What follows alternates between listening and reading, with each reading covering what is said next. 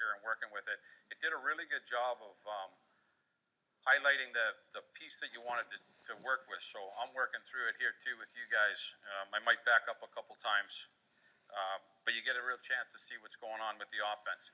So we get the puck wide here, and you can see that now we've got it almost where we wanted it in that diagram. And for me, this doesn't have to be a centerman. This could be a defenseman. It could be it's whatever we come out of the zone and how we get 5 guys. And all 5 guys have to know where the other 4 are supposed to be. If you're a left winger, you need to know where the right winger needs to be in case you're on that side, because it's not always set in stone that the center's in the center lane, the left winger's in the left lane. This is Craig Smith. He's our right winger. He gets the puck in the center of the ice, but yet everything remains the same.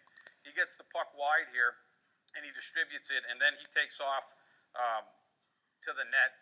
And you can see once he comes in, he gets that quick hit. So that was the one. And then he stops in front of the net as well, where he gets that opportunity in front of the net. This is the same one. You can see that there's a center lane drive. It gets to that point right there. The same thing that I showed you on that. And the reason why I didn't do too many of the PowerPoint clips is because there's so many things that can happen. But off the video, you can see it. There's the center lane drive, the weak side of the ice, and the weak side defenseman. He opts to shoot the puck because everything seems locked up through the middle of the ice. Again, same thing.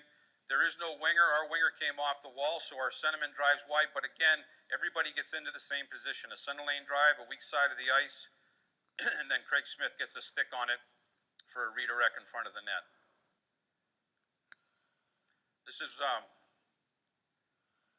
is Roman Yossi, our defenseman. So again, he's filled the center position. So whoever's not part of the 3 here, it ends up being Mike Ribeiro. He pulls back into the defenseman position, but Roman kicks the puck out to the winger. He drives through, and that actually went off Roman and into the net.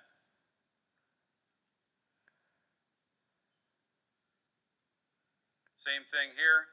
We get a center lane drive, and it opens up the weak side of the ice.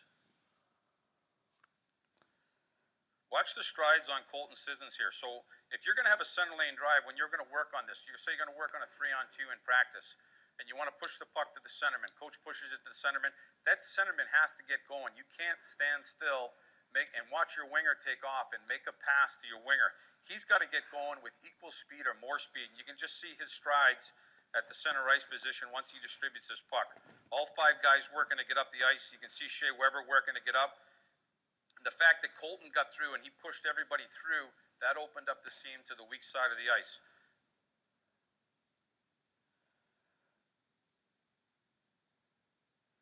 Just a different clip here, kind of the same thing. We get the center lane drive. We hit the weak side defenseman again, and this time we offer a pass off the redirect.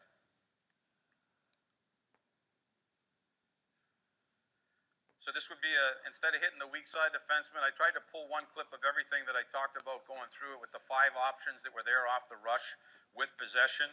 This would be our winger driving in deep, pushing the defense back, and then hitting the strong side defenseman. Whenever you run your practices, we constantly harp on, I know most coaches do, just making sure that you stop in front of the net, making sure that you stand in front of the goalie. And even my kids, my players on my team, my boys, I just want to watch them play in a tournament. You know, the goalie's here, and they think it's better to stand off to the side and wait for the one time. This guy in front of the net is the guy that has to take the goalie's vision. And while he may or may not get the goal, it certainly will create confusion and probably a rebound and a second chance.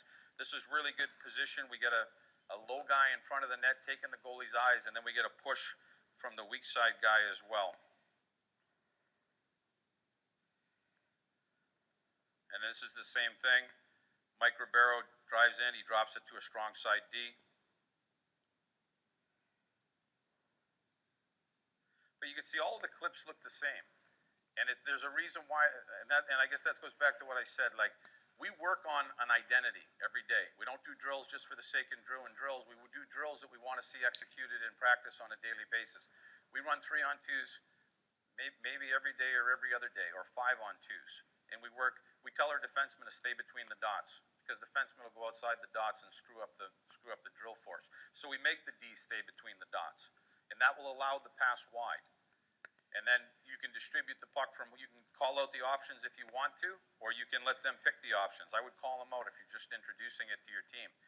Hit the guy going, take a shot off the wing, hit the guy going to the net, hit the weak side forward, hit the late defenseman.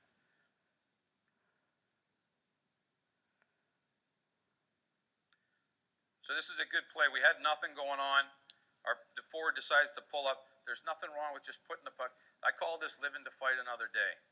Just put the puck down behind the net, see what's going to happen, see what's going to come up. We ended up cycling the puck and coming out of it, come around the top, and again, traffic with people going to the front of the net. Same thing here. There's nothing here. We spin out of it. We don't have anything, and we put it back behind the net. It's a safe play. There's nothing wrong with that. It's better to play behind the goal line and look for possession or look to create a different scoring opportunity than to back check 200 feet and give up a 3-on-2.